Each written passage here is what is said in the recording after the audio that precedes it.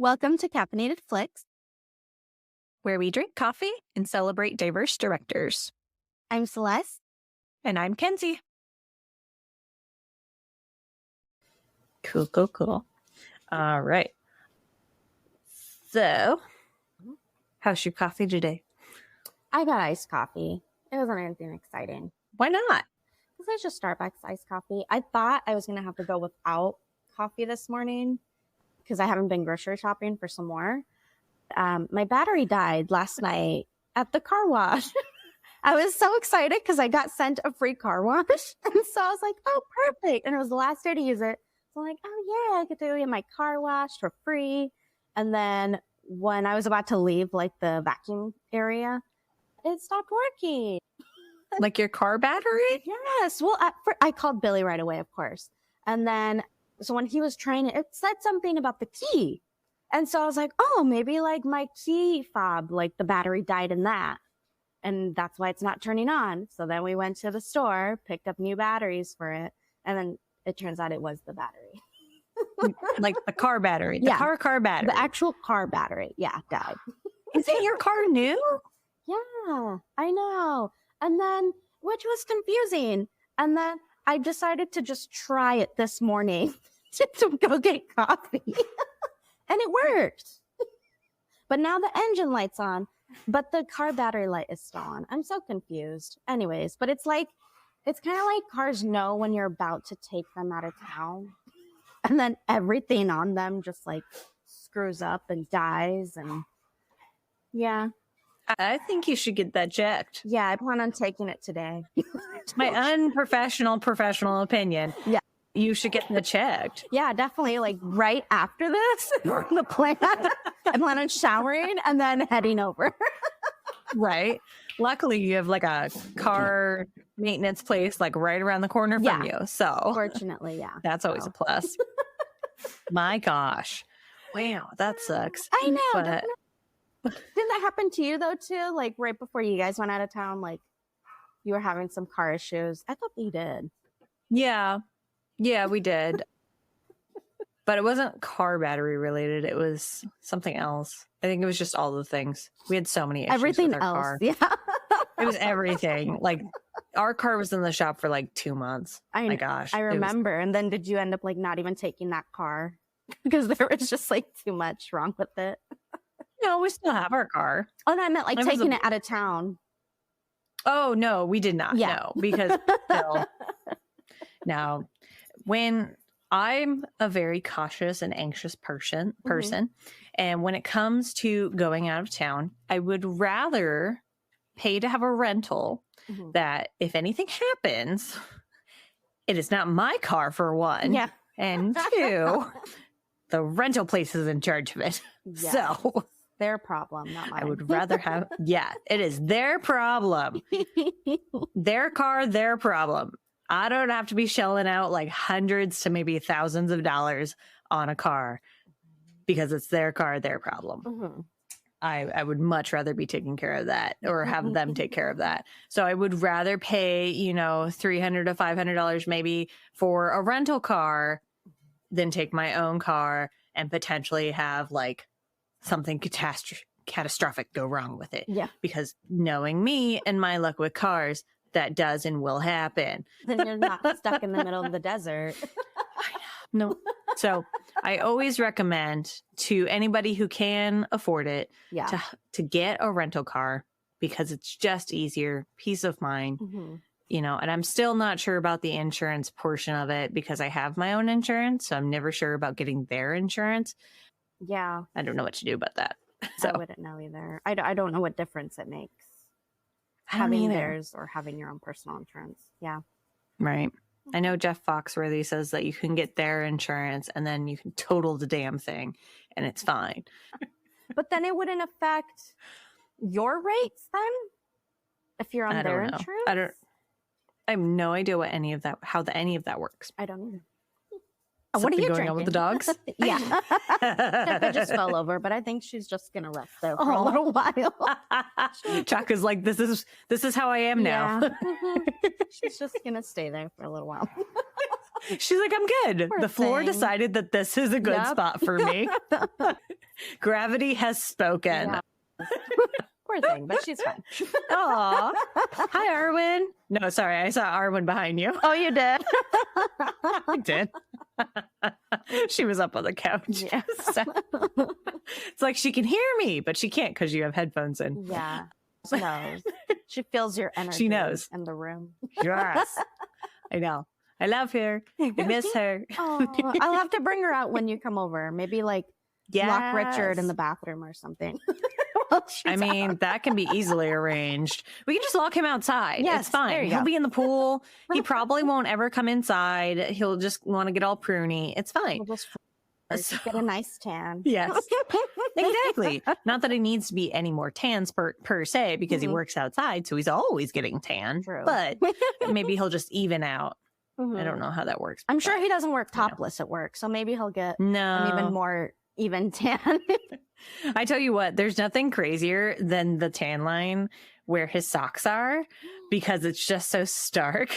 Oh man, yeah. The farmer tans are real on Billy too. They're so funny. Like, please even that out. Please, I'm begging you. Like, if you need to buy self tanner to just even out, do what you got to do, because it's hard to look at. We just need to get towels, and we need to put them over their like what's usually exposed, like their lower arms and their lower legs, and just have everything else tan. Pretty much. Sounds like a plan. But the problem is that they got to stay out in the sun for that. You know, they got to lay out for that. Oh. And then we got to help them with the towels. They got to not move. But I do now have tanning spray. I don't know, like the stuff that you put on when you go outside. So I got some of that now. So it is a possibility. I don't know if it worked, but I tried it out. So you'll have to tell me. I can't tell right now, but maybe in person. I don't know. You saw me on Saturday. Did I look any tanner? Oh, okay. In that case, I couldn't tell then. So it probably didn't work yet. It probably needs more than one application or yeah, those usually do need numerous applications. Yeah. Yes. So, I mean, once we just have to come over multiple times. That's what happens. Yeah. You know. But anyway, so back to coffee. So this morning I decided I wanted to get a little fancy, and I decided to stop at Dutch Brothers. So they had these stickers. It's a little skeleton person and a flamingo. That's so you. Floaty. I love that. So basically you had extra time to spare since you went to Dutch And you gave me two. Oh my gosh, that's so cute. Right? I haven't been to Dutch Bros in like 50 million years. Do the lines still last forever? I don't know. I went at like 6:30 in the morning, so there wasn't really a line then. So I remember I only used to go if I had time to kill. Like, I have an hour to kill. Let's go to Dutch Bros. Because I used to have the worst lines ever. Yeah. Yeah. There's one over by New Penny Cafe that we went to. So that one, the lines aren't usually too bad. So yeah, because I go to that one. So I would imagine they're not too bad. Yeah. So I go to that one on my way home from the gym before I start work sometimes. And so I went there this morning and I got what they call a campfire nitro cold brew. Ooh. So it's their like chocolate macadamia nut syrup with vanilla. Traditionally has their soft top on it, but I did not get their soft top. And then nitro cold brew. Ooh, that sounds so yummy. I got that. It was very good. Yum. And chocolate drizzle. Ooh, delicious. I love anything that can be like s'mores-ish related. And that was a very s'mores-ish related type of a thing. So I'm just like, let's do this. We actually just had s'mores the other day. And we had them for dinner because we didn't feel like making anything. So we literally had s'mores for dinner. And it was amazing. Dude, we have done that before. Not necessarily s'mores, but like every once in a while when we decide to get crumble cookies or something like that, like we'll just have a crumble cookie for dinner. And like, that's it. It's the greatest thing about being an adult. You can just be like, fuck it. We're just having dessert for dinner. Right. That's it. We're going to have chips for lunch, dessert for dinner. Right. Like, and it was one of those days. I almost had cereal for lunch. I almost had cereal for lunch because I was like, I just don't feel like it. That sounds normal. Considering I almost never have cereal ever, like that's not normal for me. But like, wow, Kenzie really wilding out there. That is me wilding out. Especially, I mean, you're gonna make fun of me, but like the cereal was gonna be like Raisin Bran Crunch. Oh, that's such an old lady cereal. But it's actually I really like old lady cereals. I like old lady. The Sandy's cookies, the pecan ones, the little old lady ones. My favorite. I make those. Those are so good. I love them. I love anything. Now I know that pecan. I'll make you some of those. Okay, so I usually make them as cashews, but do you like cashews or pecans more? And cashews? Ooh, I don't really care for cashews. Okay, good to know. Yep. So I will make you the pecan ones, and I will bring them with me. Love it. Like for me with cookies, because I'm not a huge sweet tooth, so like the simpler the better. Like the butter cookies, or like what are those cookies that come in the blue tin? The Danish butter cookies. Those are amazing. Yeah. Like when I made them for you, I think 2 Christmases ago, and I think I even gave some to you last year too. So yeah, I those are the first ones that I finished. Those ones are my favorite. I love it. I love it so much. But yeah, so you can let Billy know, or you can wait until he hears this, that I will bring over some pecan sandies and it'll be great. Yummy. Yeah. Cool. So shall we get into today's movie? Let's do it. All right. So today we're doing Point Break, which I'm super excited about. I'm so excited about. I love this movie. I think it's a fantastic movie, and I'm going to try not to let my bias get in the way, but I can't make any promises. Yeah. So this was the first time for me watching this movie. Was it just like completely wild out there for you? Pretty much. Yeah.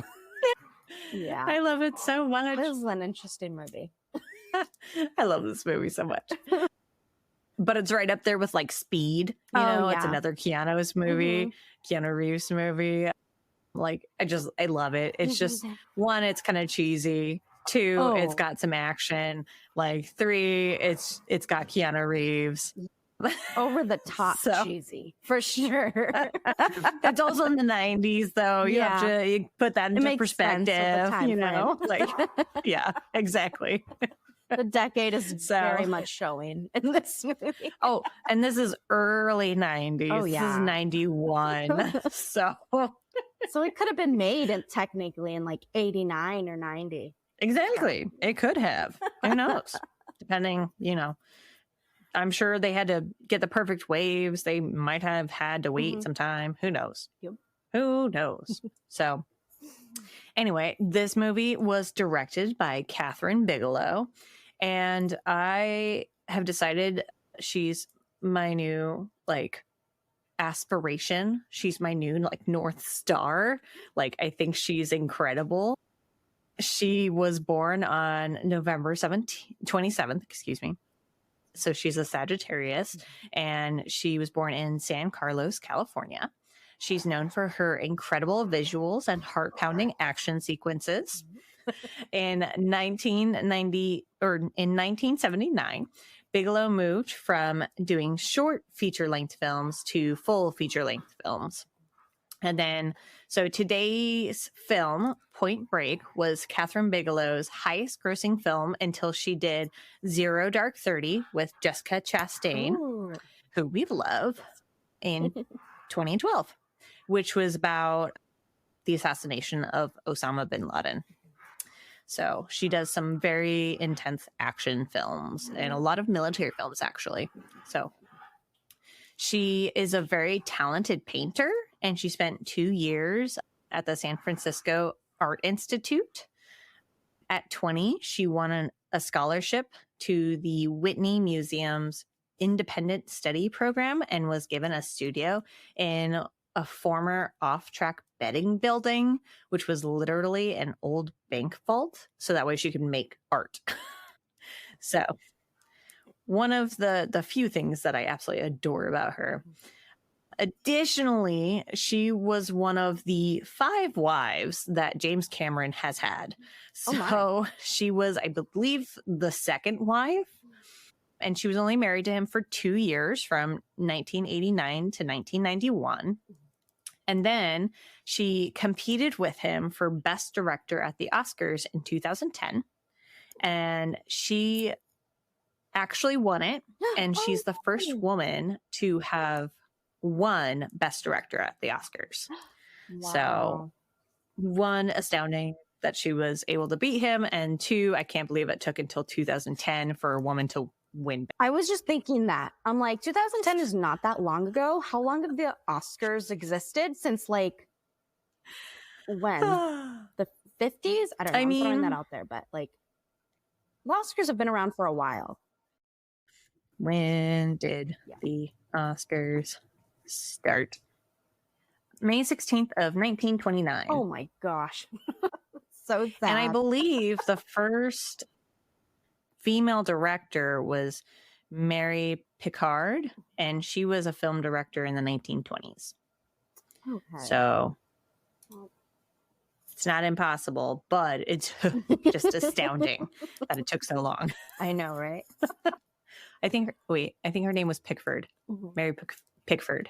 So I'm trying to rely on my like high school 1920s project that I did junior year. Wait, what was that?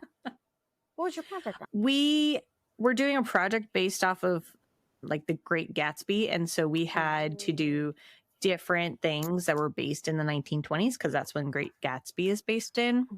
And so I chose film because that's when silent films were coming out. And so I did different directors in 1920s, which now that I'm saying this out loud, I'm seeing a full circle.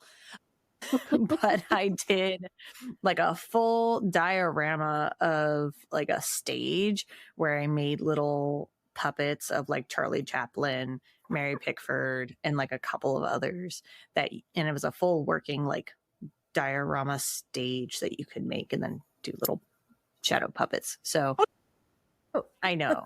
Okay. I'm glad you think so because I was just like, and I'm a weirdo. I got that. Thank you. No, we all had to do those projects. I didn't have to do it quite that up, you know. I just wanted to. She actually requested to keep it. So she did. Oh, it must have been something then. Yep. Like I had like fabric and everything. Wow. I was the worst when I would let my mom know last minute when like projects were due. And you were one of those people. I was. And then she would help me with it. And I feel like she really got into these projects. She would really. So most of the work done was probably done by her. See, and like my memory is shit. But I'm pretty sure like I barely told my parents about any projects that I was doing unless I needed like financial backing so that way they would buy me things for it. And by parents, I mean mostly my dad because my mom wouldn't really pay for it. She would purely be like, go ask your dad. So really, I would just like have to do all of it by myself. And so I did. And luckily for me, like I like to do artsy, craftsy things, and I still do that today, obviously. So I loved being able to put things together and make it look a certain way and do dioramas and all that stuff. So I'm an art nerd. Hence why Catherine Bigelow is like a new idol for me. I'm just like, she's astounding. That's amazing. So back to Point Break, our wonderful, wonderful cast. We have Keanu Reeves, who is one of our top casts, and this is actually his first action movie at this point. So that's a fun fact. And then we've got Patrick Swayze, who is very blonde in this movie, and it's hilarious. We've got Lori Petty, who is famous from A League of Their Own. She plays the little sister. Never seen it, but is it me or I know, I'm sorry. Or does she look exactly like Katy Perry in this movie? I can see it. I feel like she does. They could be sisters. Honestly, it's Thought more she's so that resemblance. Katy Perry looks like her. Oh, well, yeah, because she's older. Technically older. Yeah. Yeah. Oh my gosh. But yeah, so we got Lori Petty, and at some point in time, we're going to have to figure out how to fit A League of Their Own in here, because you need to see this movie because it's an astounding, amazing, incredible movie. It's got Gina Davis in it. It is about, women's baseball, and it's amazing. Promise. Oh, the one with what is it called? Rosie O'Donnell. Is that a different? Mhm. Okay. Oh, okay. Yeah, I know of it. All right, back to the cast. We've got Gary Busey, and then we've also got John McGinley, and then we've got a bunch of other smatterings of people, but for the most part, that's our main cast. I'm pretty sure one of these women in here doesn't have any lines, but she's just naked and fights people. Yeah. Yep, I'm pretty sure it's this one that either said, it's blonde. This one that says Freight Train. Yeah. She has no lines. She was naked, and then all of a sudden she stabs a couple people, I think, and gets shot. Yep. I don't know. But I think technically one of her lines is bastards. Oh, yeah. And so one hell of a line. Oh, man. She took what she could get, man. I know, right? But she's great. I will tell you that much. Like, she's fantastic. I think she's hilarious. All right. So shall we get into the ratings? Yes. Alrighty. So the 10 out of 10 is titled Fantastic Film. Keanu Reeves and Patrick Swayze. What could possibly go wrong? This movie has it all. One of my favorite Swayze movies and one of my favorite Reeves movies. This was the film that inspired the global phenomenon known as the Fast and the Furious franchise. Okay. I don't know if that's a compliment or an insult. I mean, the Fast and the Furious franchise has gone on for 10 movies, so I think it's meant to be a compliment. Okay. The film is boatloads of fun and has a high rewatchability factor.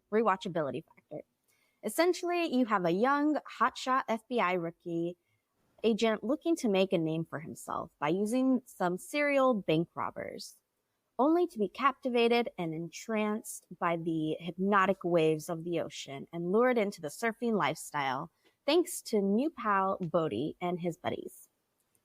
Easily one of my favorite films, certainly one of the best from the 90s, and if you do not desire to relocate to the beach and take up surfing after you watch it, then you do not have an appreciation for the classic piece of American cinema. Forget the remake. This is the only Point Break. Yeah, my dad informed me yesterday that there was a remake of Point Break, and I was dumbfounded. I didn't watch it, but I saw it when I was looking for this movie. The two of them were side by side. This one has on Rotten Tomatoes a score of 70% or something, and then that one has a score of 11%. So I think it's safe to say that people were not a fan of the remake. I keep trying to tell people remakes are crap. I keep trying to tell people. They won't listen to me. Anyway, so the 1 out of 10 reads, Johnny Utah? When the lead character goes by the name Johnny Utah, you kind of know it's going to be a parody film. Shame no one told the actors. Wooden, badly acted, and with a script so full of holes, there is hardly any substance remaining. Honestly, I cannot understand how so many people rated this film so highly, but then I'm 11,000 miles from California. Perhaps it takes a local palate to truly appreciate it. If watched as a comedic experience, it could be fun, but for anything else, avoid. This person takes themselves too seriously. Probably, yeah. I personally think this movie is just so much fun. But at least they acknowledge that they could possibly be the problem. So, yeah, exactly. I appreciate the fact that they are self-aware. Oh my gosh. Oh, yeah. So, shall we get into it before we let too much of it out? Right. Let's do it. Awesome. So, we open on some flip flopping vignettes of a surfer amongst crashing waves and Keanu Reeves' baby face, sopping wet in the pouring rain at an FBI shooting range. And then I must say, much to the, I think 10 out of 10 rating throughout this entire film, I found myself completely starved for the ocean. Like, I'm just like, oh, can I go? I want to be there. Oh, not me. I'm done with the ocean. I was telling Billy the other day, I'm like, I'm no longer doing water activities. I'm not snorkeling. I'm not swimming with anything.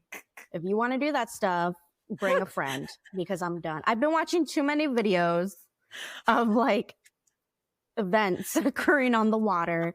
I just saw a whale swallow a kayak whole. I'm done. I'm not Moana. The water ain't calling to me. I'm good. Well, I guess I am Moana. I will take that call up. You do you. I'm good with from watching. My from only afar. thing is that I'm always just so cold. Oh yeah, maybe you're not. Maybe you want to be a beach person, I want to but be. your body is saying something different. Yeah. I need to get like a dry suit anytime that I go out into the water. So that way I'll stay warm always. Warm and covered. But anyway, so Keanu Reeves passes his boot camp and then he enters an LA FBI office as Johnny Utah, where he's accosted by Ben Harp, played by John McGinley. Harp is letting him know that even though his background up to this point has been impressive, with him being in the top 2% and all, he ain't shit there. He knows less than nothing. So Harp brings Utah to the bank robbery section.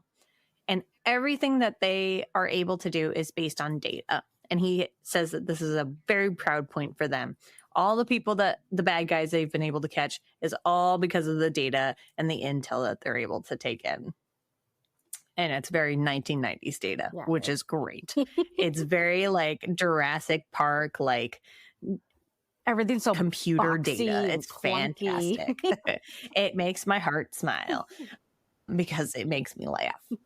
But anyway, so then as he's continuing to drag him around the office, Utah takes a moment to mock Harp's previous speech on treating your body like a temple by eating a donut.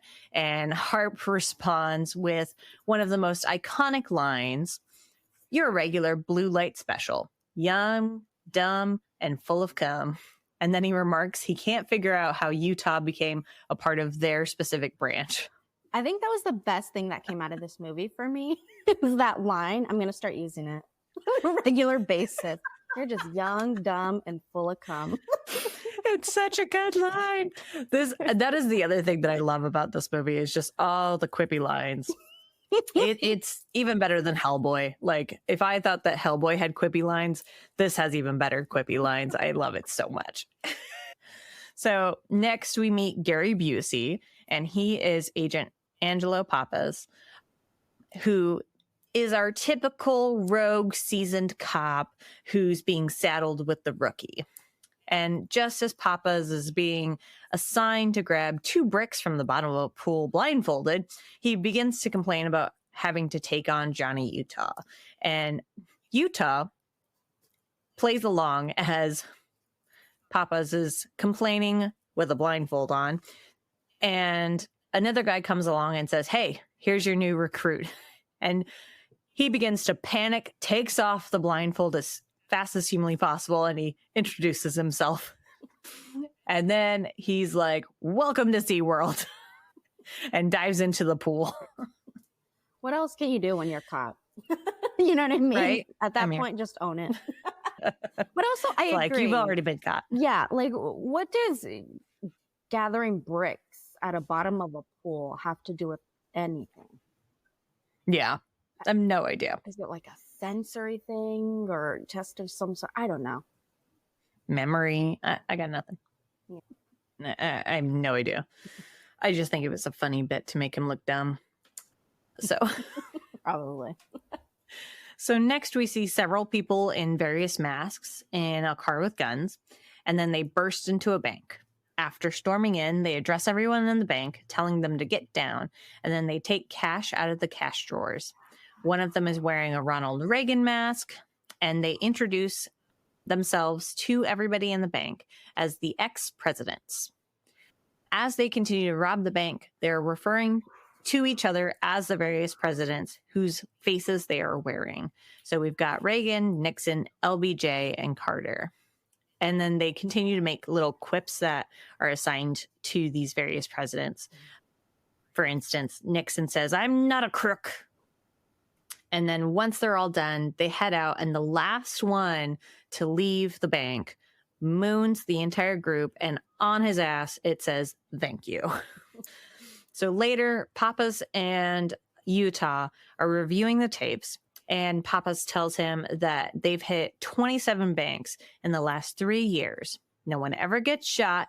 They stick strictly to cash drawers, and they never get greedy, and they never go for the vault. Reagan always does the driving, and then they always dump the cars.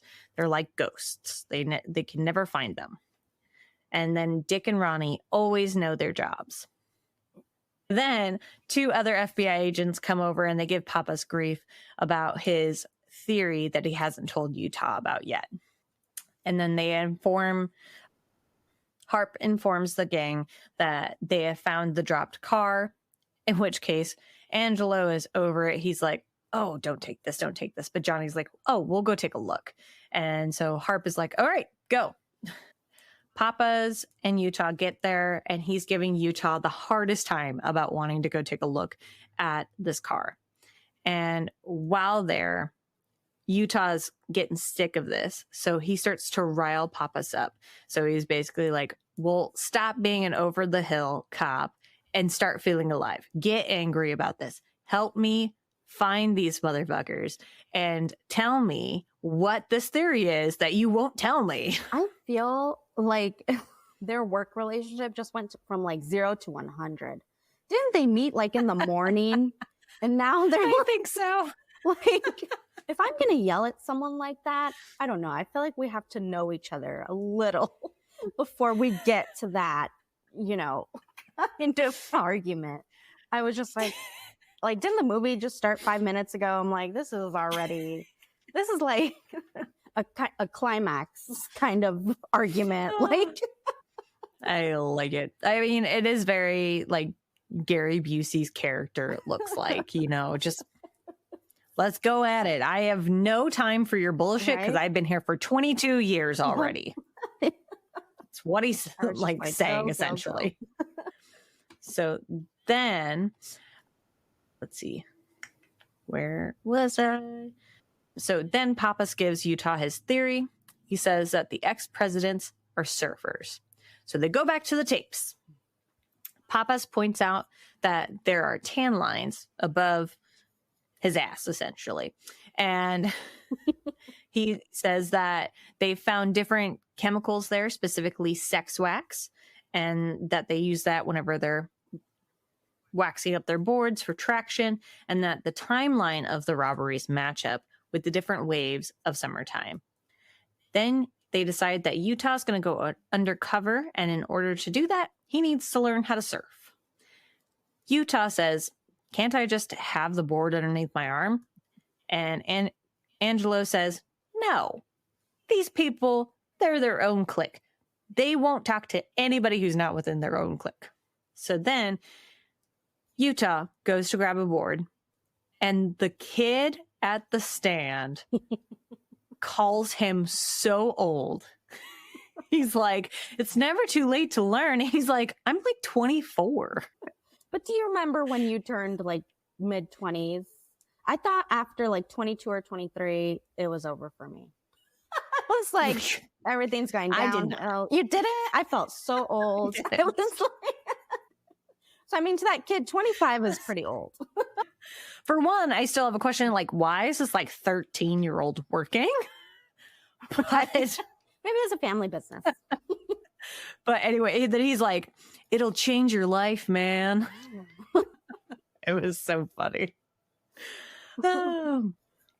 Now I have to find my place again. Okay, so Utah goes, he takes the board out, he tries to give it a good effort, he takes a wave out, and he wipes out. He goes under the water, he comes up, only to be taken out again by a follow-up wave. Poor guy. So What it is, partner, whatever his name is. Well, he was like, oh, how hard can it be? And then he just eats shit wave after wave. dude, I can't hardly even ride a scooter. Like, I could never surf. I have no balance under any circumstances. I couldn't. I mean, when I was younger, I tried boogie boarding, and I'm like, maybe one day I'll try to take like some surf lessons. No, thank you.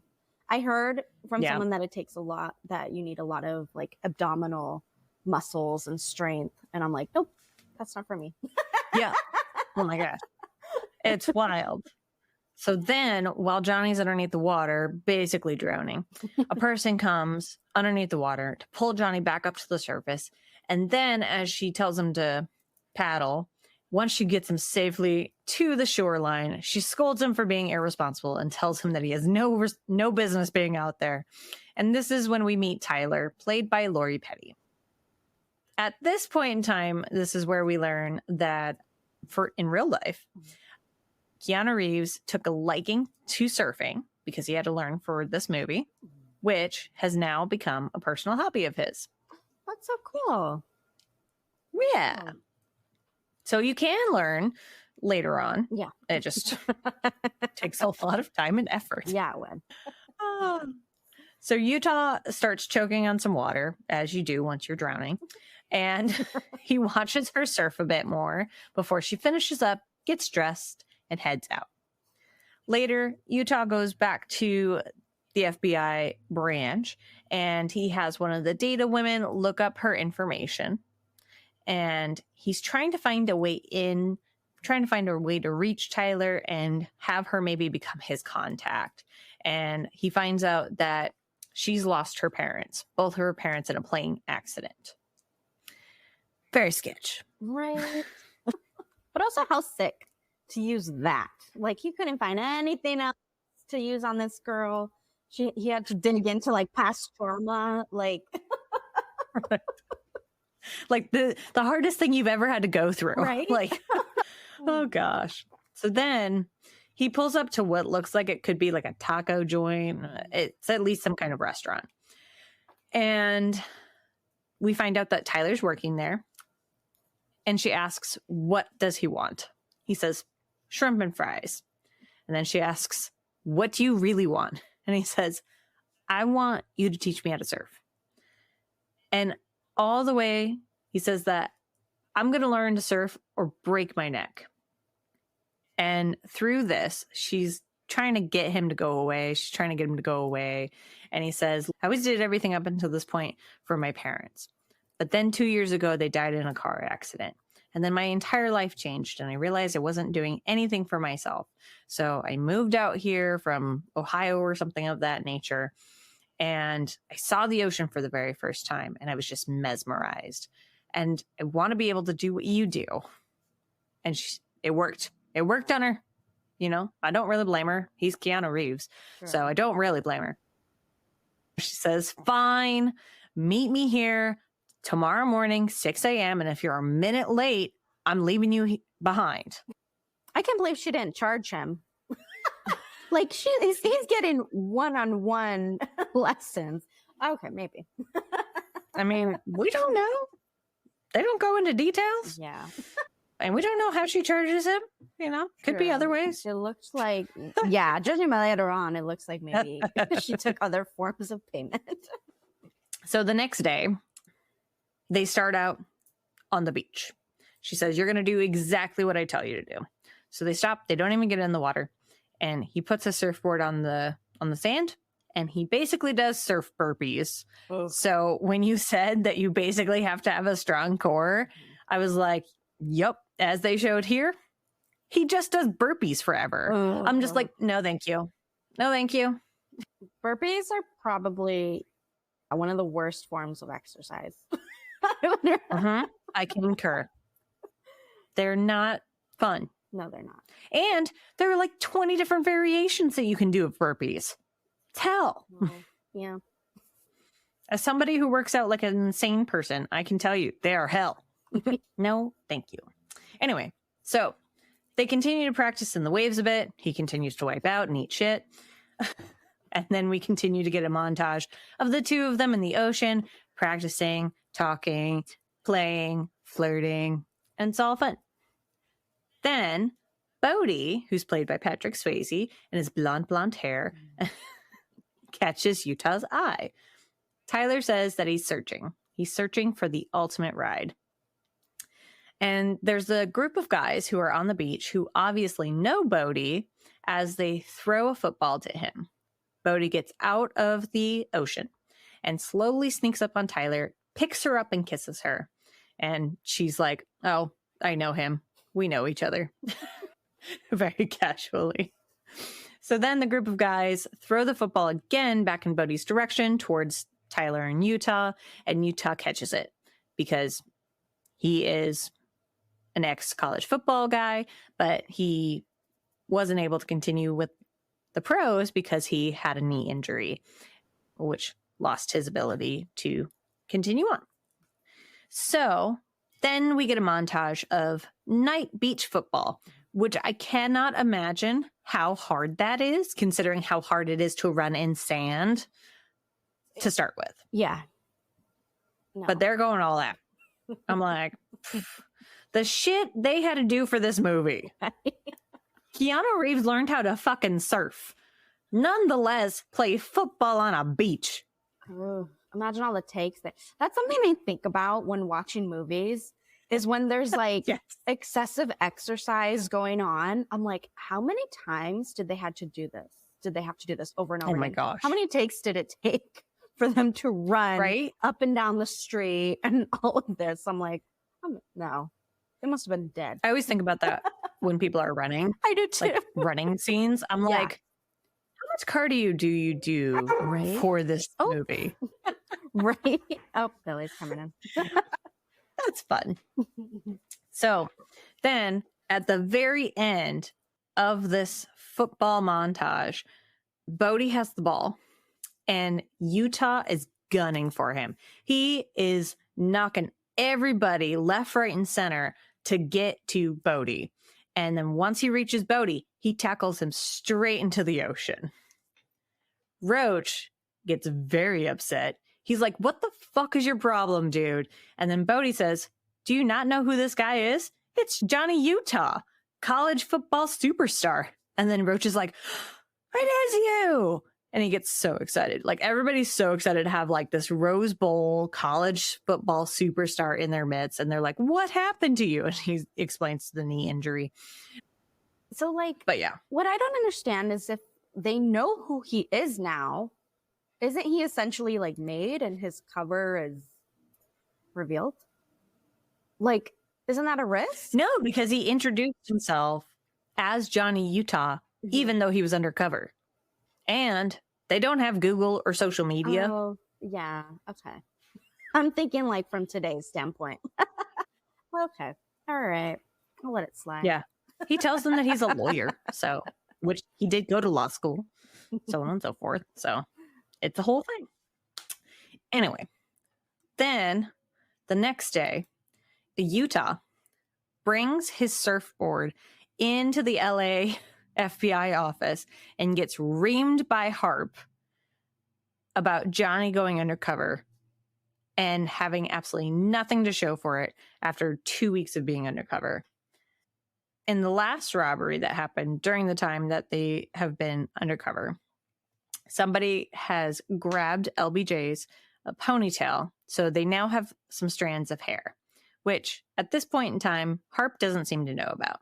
So Utah says to Angelo that based on the chemical makeup, they can determine which beaches they have been visiting based on the toxicity at the beaches themselves. So Johnny and Papa's go around to different beaches and start pulling or cutting off pieces of hair from random beachgoers, which is hilarious. And then after the analysis, the beach is confirmed to be Latigo Beach. Latigo. We'll stick with that. So they go there. Johnny's staking it out, and he is pissing people off to no end. He is getting in people's way. He's knocking people over.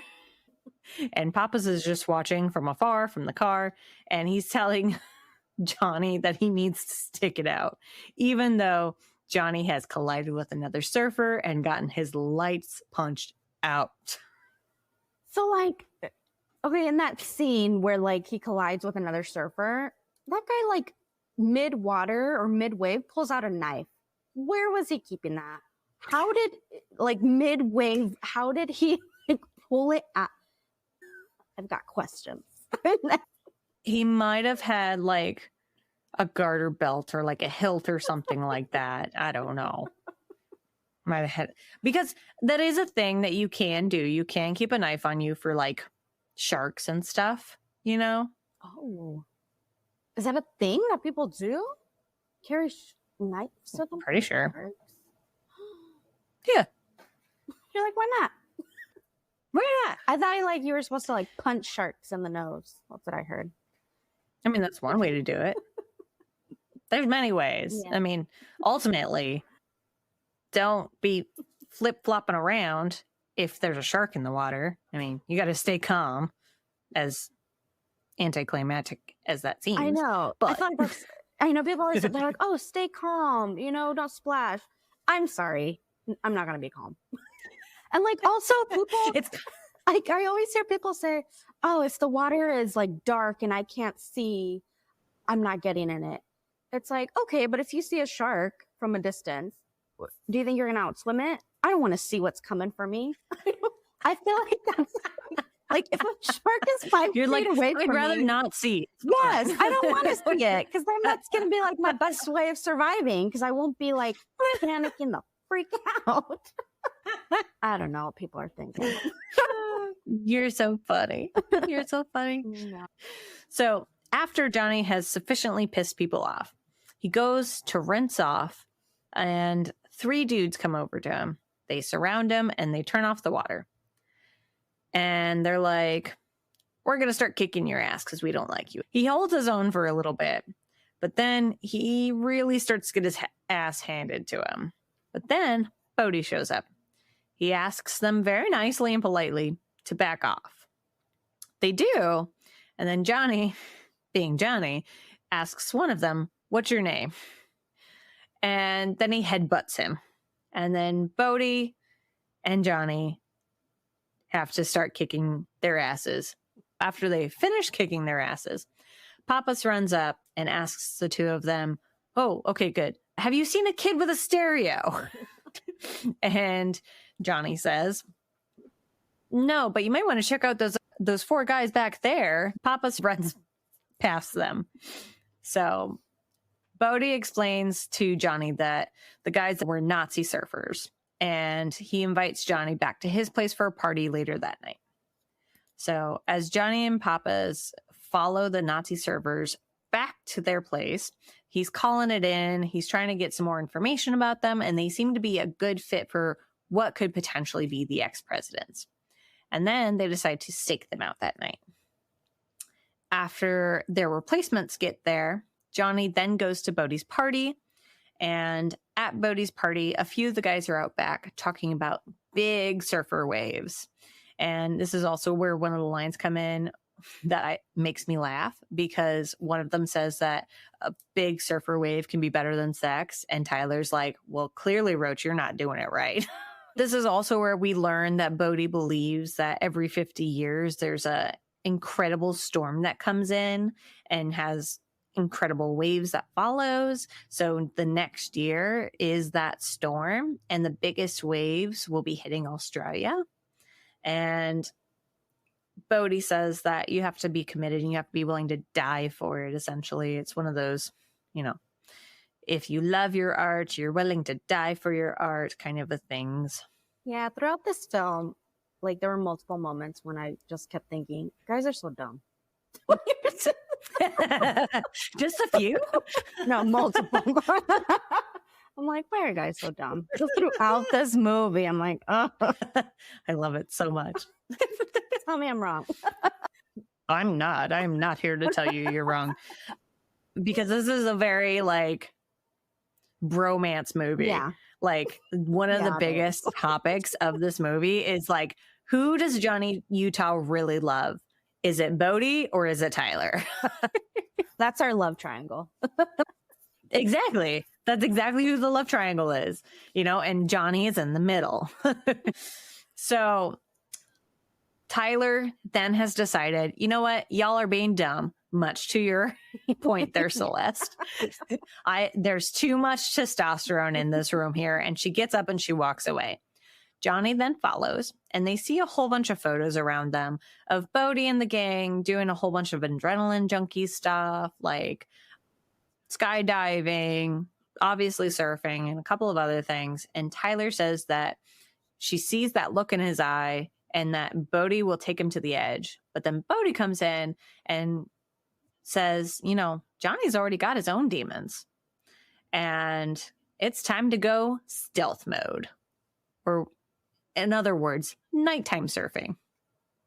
And another fun fact, Patrick Swayze actually cracked 4 ribs while filming the surfing scenes in this movie. Oh, gosh. They couldn't get stunt I know. doubles? I think they did. Like Patrick Swayze and like Keanu Reeves are some of those actors who don't really like to have stunt doubles. Yeah. Same with. They were probably like, oh, I can do it on my own. I would not be that person. Would you say young, dumb, and full of cum? Yes. Exactly there. Young, dumb, and full of cum. Oh, God. Oh, were you going to say Tom Cruise? No, I wasn't, but that is another good point. I was going to say Bruce Willis. That's what I was going to say. But Tom Cruise is another one too. Yep. So while they're in the water, Johnny is just convinced that he's going to die. He's like, I can barely surf when there's sun out. Like when I can see shit. Like, how am I supposed to surf now when I can't see anything? But Bodhi just mentors him. He's like, you just need to feel the ocean, accept its energy that it's giving to you, and just go with it. So Johnny, with that wisdom in mind, paddles out and he's saying to himself, I'm going to die. I'm going to fucking die. I'm going to die. And then he gets up on the board and he's surfing, man. He's surfing and he's ecstatic about it. He's like, this is fucking amazing. He's so excited about it. And so while the rest of the gang finish up, Tyler and Johnny are the last in the water. She notices that for once, that intense look on his face is gone.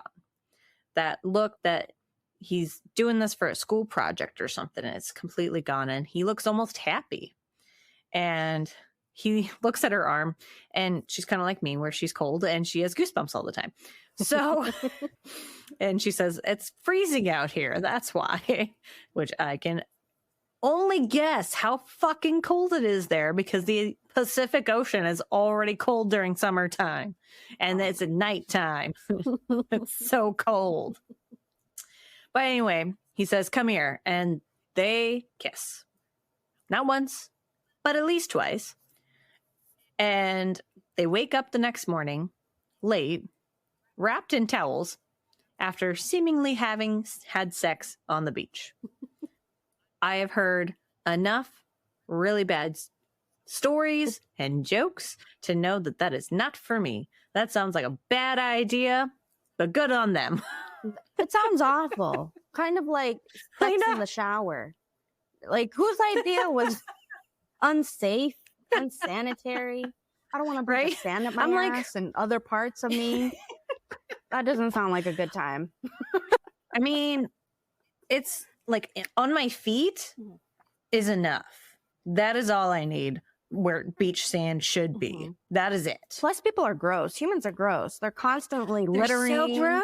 They throw their freaking glass bottles everywhere. We're going to get hurt. Oh, that's so dangerous. Right? So dangerous. Oh, thank you. So Johnny wakes up and he realizes he's really late. He's really fucking late. But while he's late, he makes out with Tyler some more, and he continues to make out with her, and he's like, I'm late. And then he continues to make out with her some more. Eventually, Full of cum. it is the thesis of this movie. Yeah.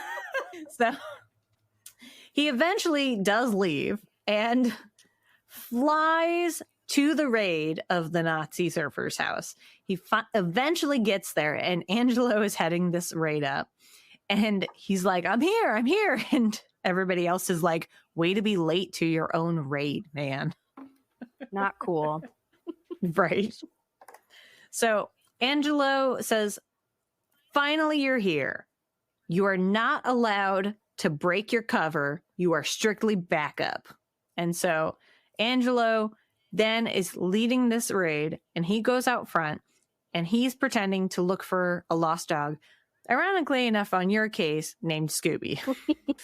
So he's asking everybody else in the neighborhood, and then he knocks on the front door, and a woman answers, and he's like, hey, have you seen a dog named Scooby anywhere? Just a little one, so on and so forth. And he's trying to get her to continue talking and keep the door open. And this is where the raid's beginning. We've got a couple of other guys in the backyard, one on the side yard, him in the front.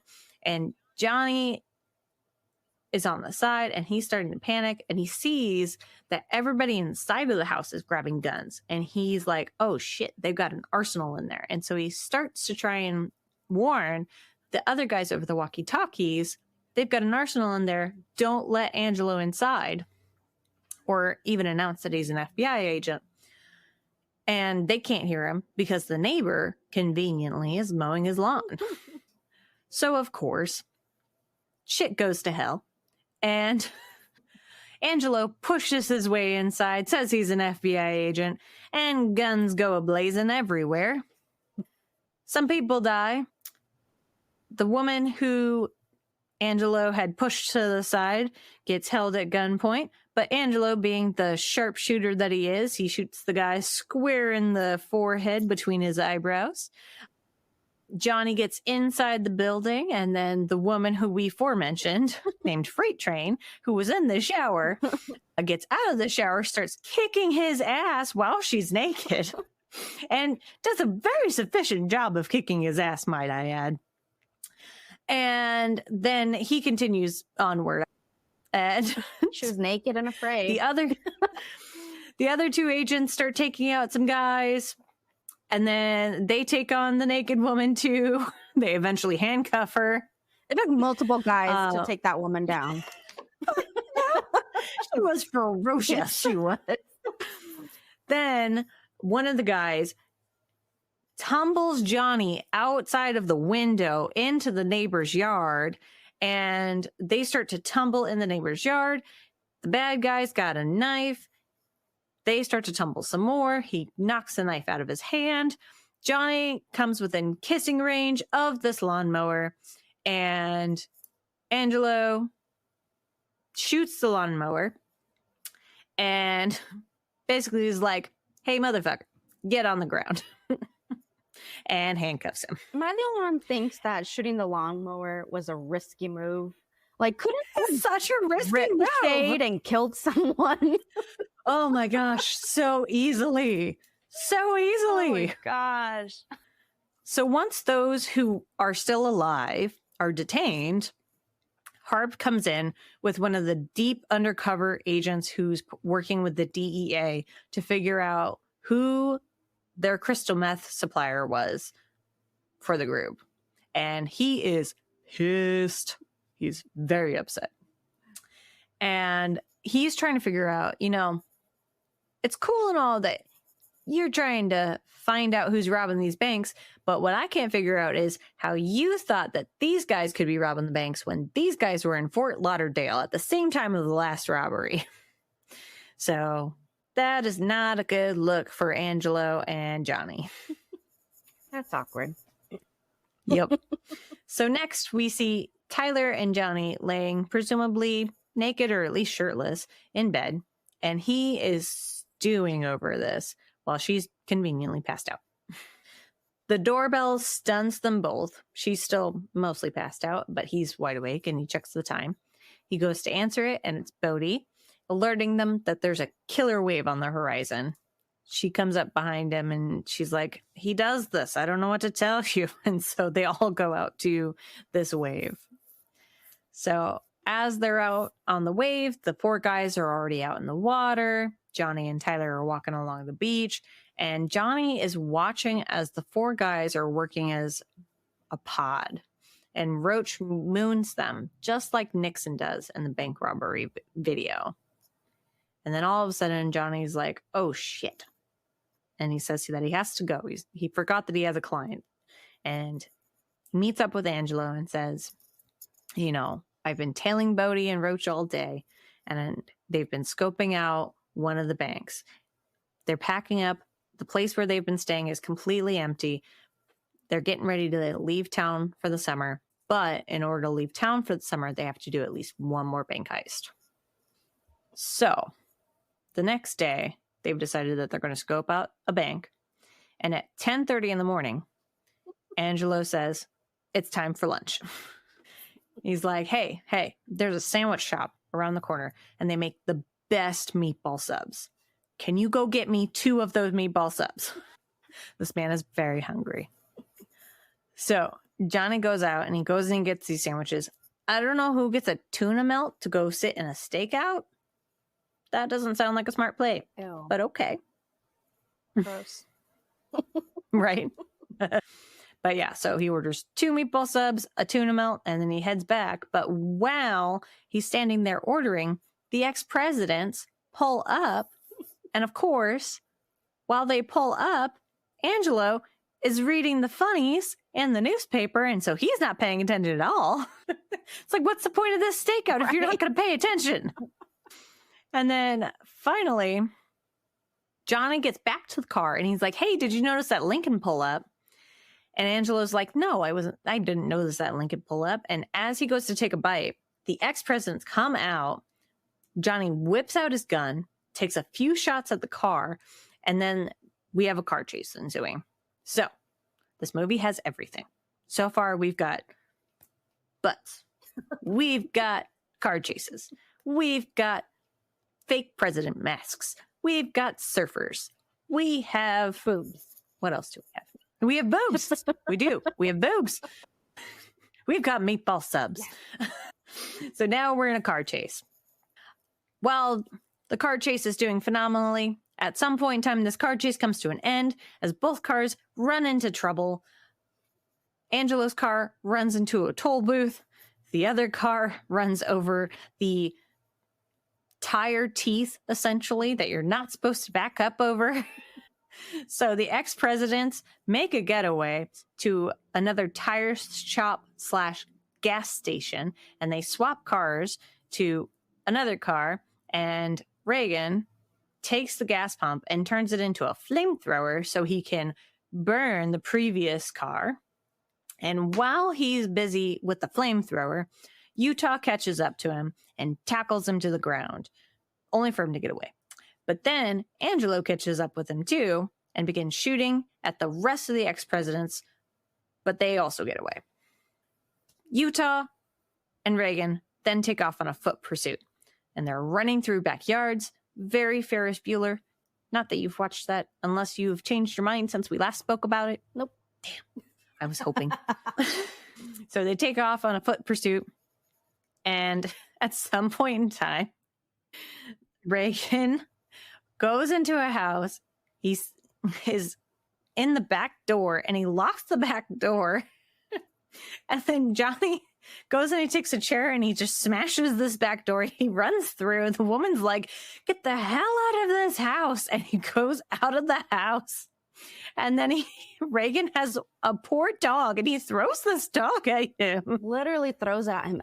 It was so funny because right before that scene, I was thinking, how is it possible that they've gone through all of these homes and yards and haven't come across one dog? And then right then and there, he throws a dog at him. I'm like, okay, I guess there's like my you dog. brought it on. Oh my gosh. So then he continues to chase after him, and they reach a canal. So Reagan falls into this canal, and Utah follows after him, but He also still has that knee injury. So as he falls into the canal, he lands badly and he re-injures his knee. Reagan begins to climb a fence on the other side. He looks back at Utah. They lock eyes, and Utah has his gun locked on him, but he can't pull the trigger. So he unloads it into the air in frustration, and Reagan gets away. Again. So stupid. Again. Like, It's the bromance of it all. those bullets, no, the shooting in the sky, where are those bullets gonna go? Oh, Sir, they're gonna come I back know. down. Like, what do you come back down. Gravity won't. He couldn't just shoot to the side of him. There was nothing there. Oh, yeah. What goes up must come down. Exactly. So later, Utah and Angelo are back at the FBI office, and Angelo says, "You don't miss." And Utah's like, "Sometimes it happens." And he's like, "No, you don't miss," and tells him to go home. And if he sees anybody, he'll call him back. So back at home, he's with Tyler, and she's like, "What'd the other guy look like?" And he explains it was a hit and run. And then she's like, "You have that look again. Like you want to tell me something, but you don't, or you can't." And he's like, "I've been wanting to tell you this for a while now, but I'm afraid of how it's going to affect our relationship." And she's like, "Guys are so dumb when they can't say these things." And she's like, "You can say it some other time." She thinks that he's trying to say, "I love you." It's like, a little off base there, girly. Just a little. So later, the ex-presidents, as themselves, the Surfer Boys, are discussing what to do next around a fire because now they know that Johnny is an FBI agent. Bodhi says, "It's fine. I know what to do next. This has never been about money. This has always been about going against the system. This is going to be fun. This is going to be fine." So later that night, as Johnny is sleeping, we get a shadow of a gun. And we think that this is the plan of Bodhi's. And the gunshot goes off. And Tyler screams, "Liar!" She finds out that he's an FBI agent and that he's lied about everything. She's like, "Your parents probably didn't even die, did they?" He's like, "No, they're still back in wherever." I think it was like Colorado, but like, I had two thoughts during that scene. She couldn't button her shirt to point a gun at someone. She was still basically naked. And then two, if she finds out he's an FBI agent, why does she think it's a good idea to shoot at him? Like, I like mean, all logic has just left her. if you find out that the person who you're sleeping with has lied to you about basically everything, do you think you're going to act rationally? Probably not, but not shoot at someone. Like, yeah, I might yell. I mean, for she sure. obviously knew what she was doing. Did she though? We don't know that. She don't know. might have missed. You should just blame it on Bodhi. Right? It's fine. Oh my god. So she takes off and he's just calling and leaving messages and is just like, "I'm so sorry. I meant to tell you sooner. And at first I was using you, but now everything's different." You know, that very classic Yep. line, what every girl wants to hear. Yeah, right? And later he gets a buzz at his door and Johnny thinks that it's Tyler and he's so excited that she's finally come back, but it's Bodhi and the gang and he's very not trusting per se. And Bodhi says, you know, "Hey, we're not going surfing," you know, and he just grabs some stuff and they head on out. They get to an airstrip and finds out they're going to do some skydiving. So another fun fact, Patrick Swayze was an accomplished skydiver and took part in the big skydiving scene on his own. And he actually did a total of 55 jumps, I believe, for this movie. 55? Does it say whether or not he did skydiving before, just for this movie? The things they were willing to do for I don't this know that one. movie, because I hope they got Yeah. paid well. Like, all of this I'm was sure they like, like risking They their have- life, literally. I would say that this is like he was probably a skydiver before this movie because it says that he was an accomplished skydiver. Mhm. So it probably means that he did it beforehand. Oh man. Would you go skydiving? No. Yeah. I've been trying for the last several years. What does that mean? Spoiler alert. Like, so my dad turned 50 Mhm. last year, and we were originally supposed to go skydiving last year for his birthday, but it was a little too expensive for all of us to go. Yeah, it's not cheap. Yeah. So we didn't end up doing that. Mhm. But I mean, it's on our list of things to do at some point, you know? Wow. You and Richard? As an hour? Yeah. Oh my God. Wait, why don't the two of you go skydiving together? Hasn't come up yet. Also want to ride in a hot air balloon. Also want to do 1,000 things. Church. We are going white water rafting for the very first time this summer, though. Oh, I've been wanting to do that for the longest time. Oh, that should be fun. So excited. So working on my adrenaline junkiness. Not going to get up to their level per se, but it's a work in progress. Oh man, yeah. I can't. I'm like, without a professional tied to you? I'm like, oh my gosh. Oh my gosh. I love that. I love that so much.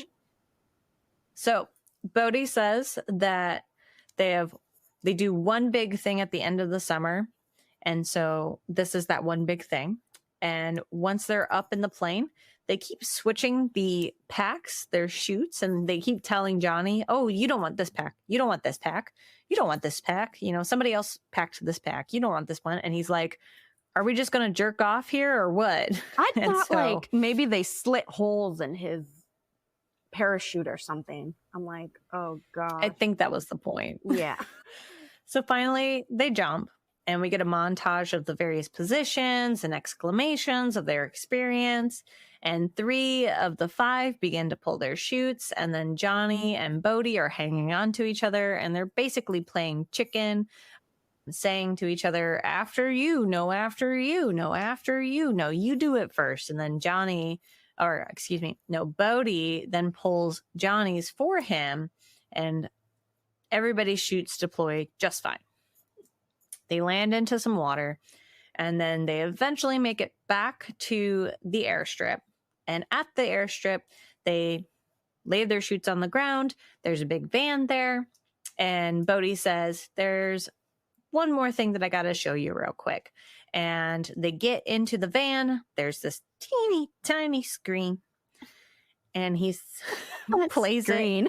Like it was like a boxy screen on top of like some rectangle old timey device. I don't even know. Mm-hmm. Oh my gosh. It was so small. It was. So he plays this video and they've got Tyler hostage. Utah then armbars Bodhi, and Bodhi says that Rosie won't hurt Tyler as long as he calls him in a certain place at a certain time in 6 hours. And Bodhi exclaims that he hates violence. He can't do it. But that's why he needs Rosie. Rosie's got a gift for violence. He just like goes blank and he can just do it all on his own. And Johnny just kind of gives in and he's like, I guess that makes us partners now because we have got the same goal in mind. And Johnny says, we're wasting time. So they make it out in the van. Bodhi is giving his fear/domination dogma to Johnny and the gang. You know, it's all about you got to go in quick. You got to go in strong. That's how you get everybody to succumb to your will, essentially. And then once you're out of there, nobody's had the chance to even think twice. And you've made the getaway. You've gotten what you wanted. And that's how they've been able to do it all along. And here's where we get another iconic line. Johnny explains to Bodhi, this is your wake-up call, man. I am an FBI agent. Anytime that anybody talks about this movie, that is one of the main lines that they say. I am an FBI agent. I'm not gonna lie, I don't remember that line. Well, I can't help you there. Yeah, I'm sorry. Uh, I can't enjoy this moment with you. I don't recall it. That's okay. I'm enjoying this moment on my own. Yay. And that is fine. Love that I'm for you. happy. I'm going to Vogue. It's fine. So, to Johnny's chagrin, Bodhi is just over the moon at the fact that he's an FBI agent. He's like, oh, I know you're an FBI agent, and this is going to be so much fun. Everybody else is excited as well. So Bodhi says that they've got 90 seconds, and it's not a lot to ask in return for someone who loves him.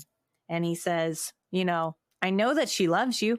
I don't even think she ever loved me. So you got that going for you. So Bodhi then hands out everybody's masks, but Johnny has to go as himself. So Bodhi, we find out, is Reagan. Roach is Nixon. Nathaniel is LBJ. And Gromit is Carter. They pull out and deploy into the bank. And everybody's saying, get onto the floor, get onto the floor. And from Utah's point of view, we're staring at a dude and there's somebody staring back at him. And he's like, get on the floor, man. I don't want to have to hurt you. He's got no bullets in his gun, by the way. But he's just like, get on the floor. Bodhi says to him, smile, because he sees the camera in the corner. And he's like, it's not going to be so easy to be an FBI agent now, is it? And then for the very first time, Bodhi says, let's hit the vault. And this causes everybody to freak out. They're like, what? This isn't what we do. But two of them go with it. He calls over LBJ, calls over Carter, and he's like, you two, go get the vault. And so they're freaking out, but they're going with it. And as everybody's trying to maintain, one of the guys on the ground is an off-duty cop. And he says to the guard, I'm a cop. And the guard is like, no. Please, don't do anything. Just put it away. Don't do anything crazy. But the cop's like, no. It's cool. I got this. You just be my backup. Okay? We're going to be fine. We're going to be cool. So, it's what? One cop, a guard on the ground who's like, no. And then 5 of them now. And he thinks, oh, I know, we can take them. We got this. Yeah. I'm like, I'm not sure if you've ever taken math, sir. I know. The math ain't mathing. The math is not mathing. Oh, gosh. Oh.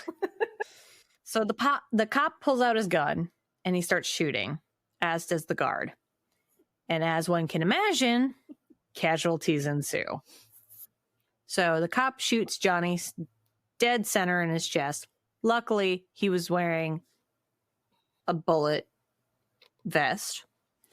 And he also shoots, I think it's LBJ. I can't remember which one it is. It's one of them in the neck.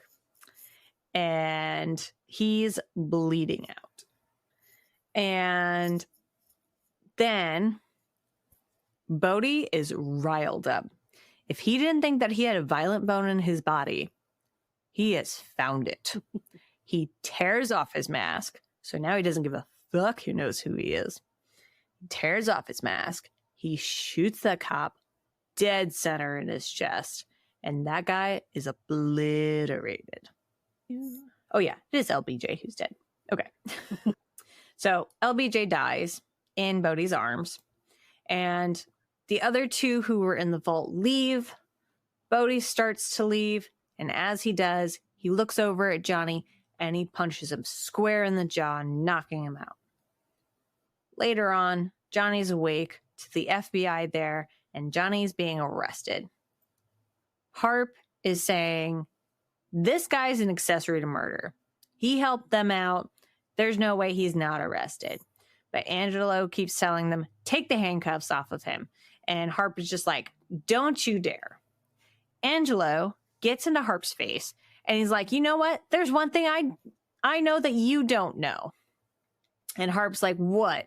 And Angelo decks him so hard on his face, he lands straight on the concrete floor. And it's very satisfying. So Angelo takes Johnny in his car. And Johnny's like, I know where they're going. And he's like, I knew you would, duh. And he pulls out the key and he undoes his handcuffs. And Johnny's like, I know where they're going, but we can't shoot them and we can't arrest them. And Angela's like, what? So then we find Utah on an airstrip. And that's where they are. They're getting ready to fly away. Come fly with me. Come fly away. And Johnny says, you got to tell me where she is. And he's like, I got a gun pinned on you. You got to tell me where she is. I don't have a gun on me. But then he also mentions that the guy you killed was an off-duty cop. And no matter where you land, you're going to get caught. Just tell me where she is and I'll walk away. Angelo is ready to shoot at a moment's notice. But then Roach comes up behind him and he starts to shoot. Angelo turns around quick as a whip, shoots him. And then Gromit tries his hand at shooting Angelo and he takes him down. And then Angelo is trying to get to Bodhi. But Johnny, whether it be love for either him or Tyler, can't figure out which, says, no, you can't shoot him. You can't shoot him. And then Roach is somehow still alive and shoots Angelo dead in the back. And Johnny runs to Angelo and they have a quiet, sad, dying moment with one another. After that long, no, like, oh God. So yeah.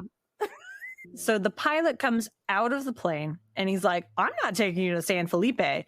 And Bodhi's like, you are taking us to San Felipe. And he takes Johnny and the pilot hostage. The poor pilot.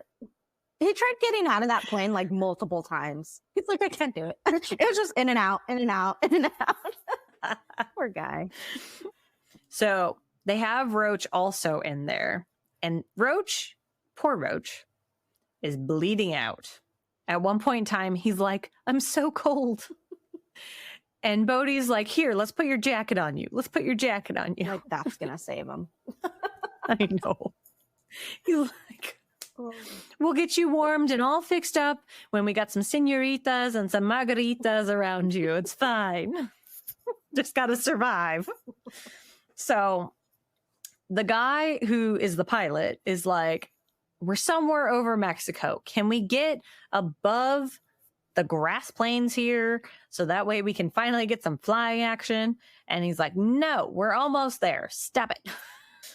Meanwhile, Roach is actively bleeding out. So the goal is that Roach and Bodhi are going to skydive their way out of this. So Bodhi has his walkie-talkie and he's calling out to Rosie. And he's like, Rosie, where are you? Rosie, where are you? Rosie, where are you? And eventually Rosie says, I see you. I have you in my sight. And Johnny says, tell Rosie to let her go. She served her purpose. You have me here. She served her purpose. Just let her go. And he doesn't do it. So Bodhi and Roach jump out of the plane. And Johnny's thinking about it. He's thinking about it real hard. And then he just dives out of the plane without a chute. Dives straight to Bodhi and attaches himself. And once again, they play chicken. And he's like, you pull the chute, Bodhi. You pull the chute. And Bodhi's like, no, you pull the chute. And they just do this back and forth. Because Johnny's got a gun in his hand.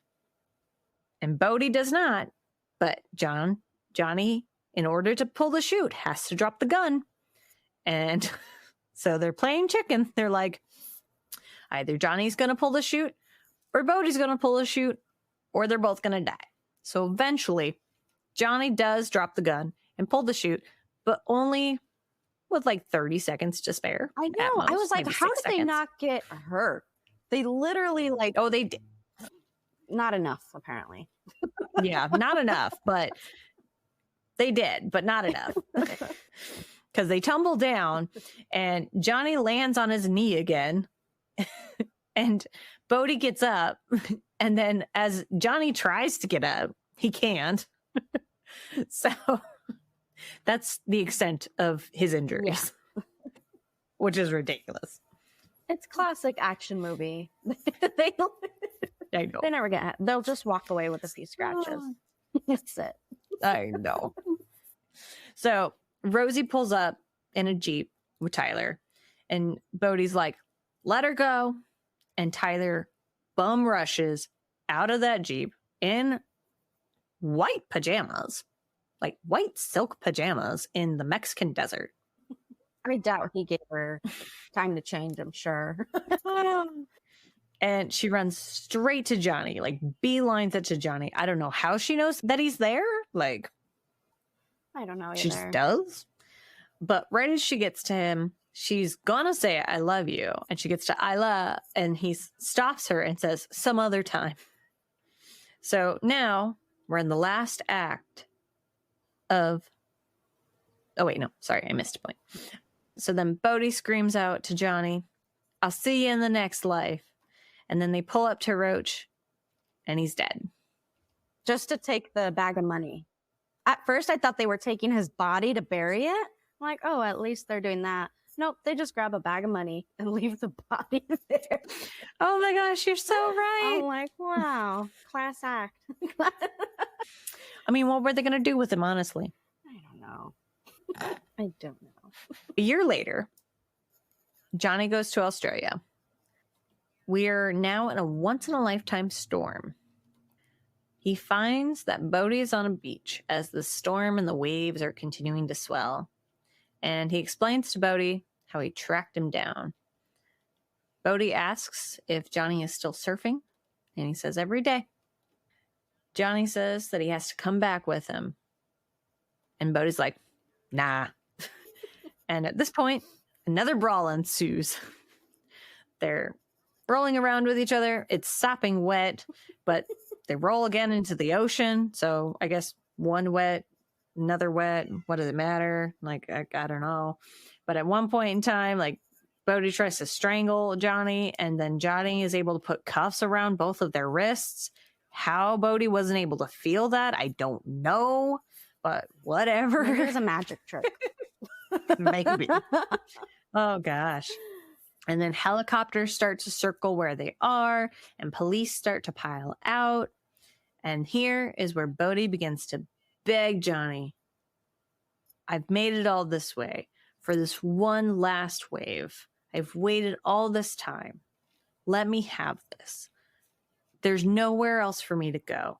There's cliffs on either side. I can't paddle out to New Zealand. Let me just have this, and then you can take me away. So after some convincing, Utah uncuffs the handcuffs, and Bodhi goes out. The other cops are obviously pissed, and Bodhi is swallowed up by the waves as Johnny walks away. End of movie. Well, he was taken care of one way or another. right? I know, but I wouldn't give him the satisfaction. He didn't deserve it. Right. Well, like I said, does he love Tyler more or does he love Bodhi more? We don't know. We will never know. So I'm 105% sure that this does not pass the Bechdel test because no two women ever talk to each other. Yeah, there's never more than one woman in a scene. So exactly. Like, and there's only one woman who's named. yeah. Oh. So well, there's that. But that's okay. I love this movie. I mean, I could definitely have more women in this movie. That would be great. I know. Nonetheless. One other woman surfer wouldn't kill them. Right? Gosh. Give Tyler they could talk about their surfboards, Yeah. sex wax. I don't know. Talk about how ridiculous surf guys are. I don't know. Yeah. That wouldn't actually pass the Bechdel test, but, you know, That's it'd still be a fun conversation. So some other fun trivia. Much like Johnny Utah, who became an FBI agent after a knee injury ended his football career, in real life, Keanu Reeves was once aspiring to become a hockey player, but he also suffered a knee injury and went on to become an actor. And similarly, Patrick Swayze also suffered a nasty knee injury from football, prior to his acting career. Apparently, acting's just the way to go for aspiring athletes who have injuries. I mean, they already have the look. Sure, they have the looks, they have like the athleticism, they can do their own stunts. Right. There you go. Exactly. Like I said, this was the first action movie that starred Keanu Reeves. In his past career, many of his movies contained him being a teenager or was an art house film. Some critics even criticized the film because of this, fearing that this would be the star derailing role of Keanu's career.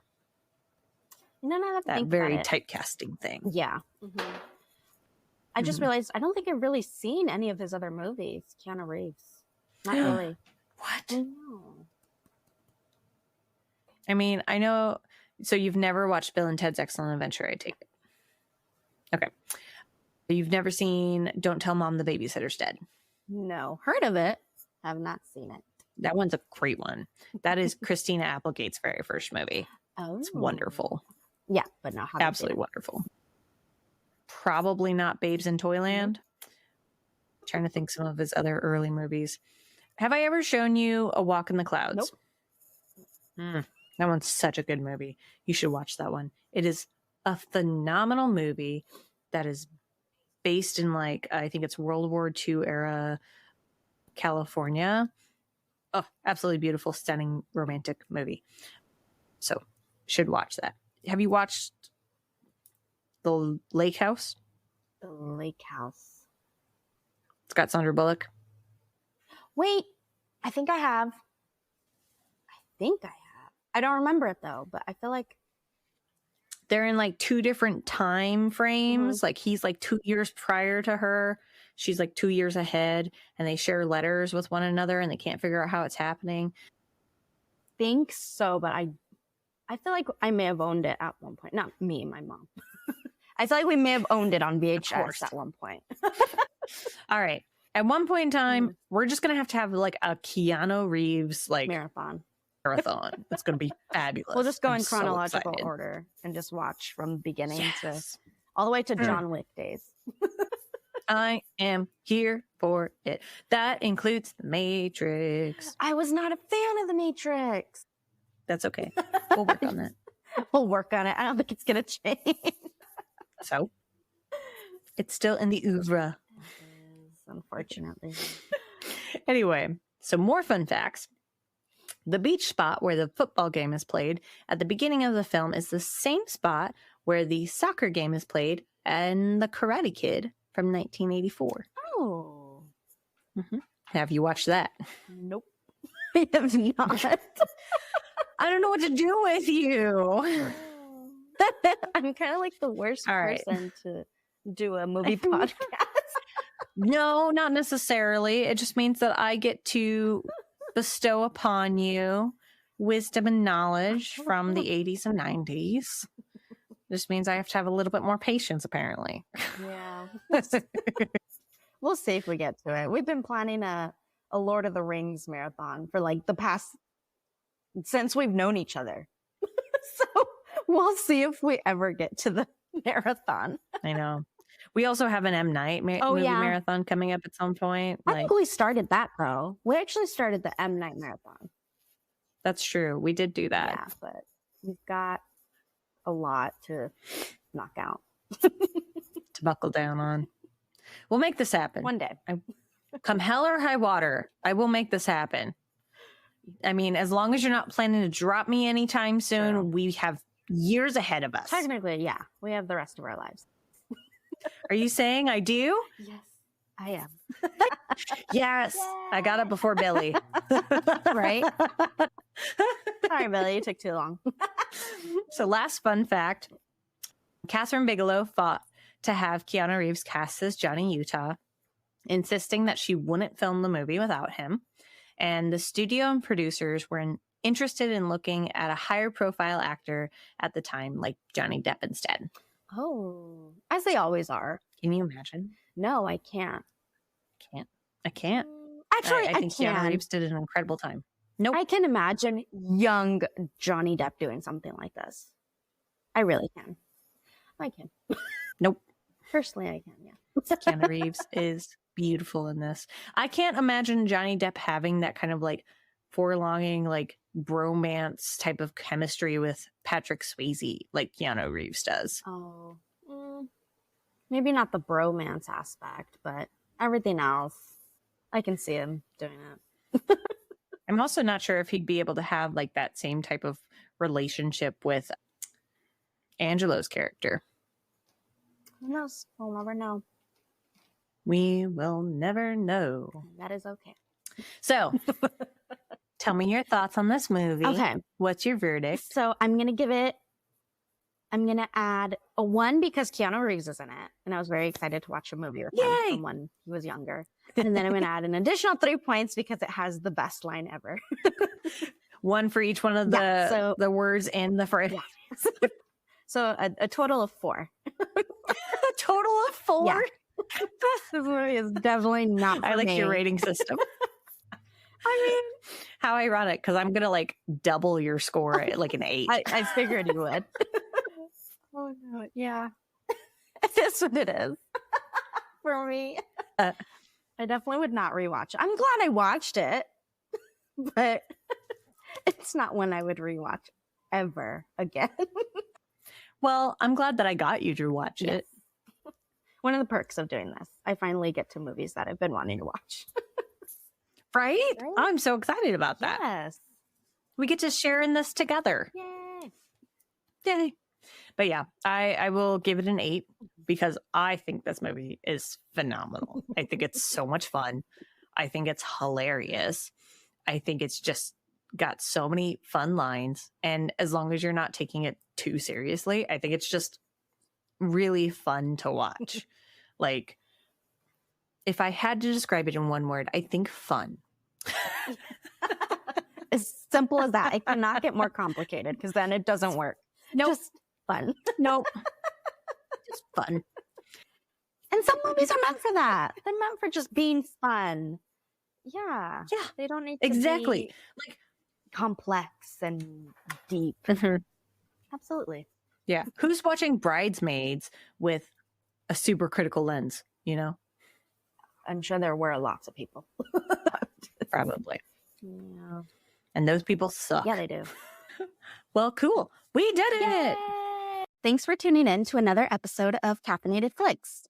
If you'd like to get in touch with us, you can follow us on Instagram at Caffeinated Flicks Pod or email us at caffeinatedflicks@gmail.com.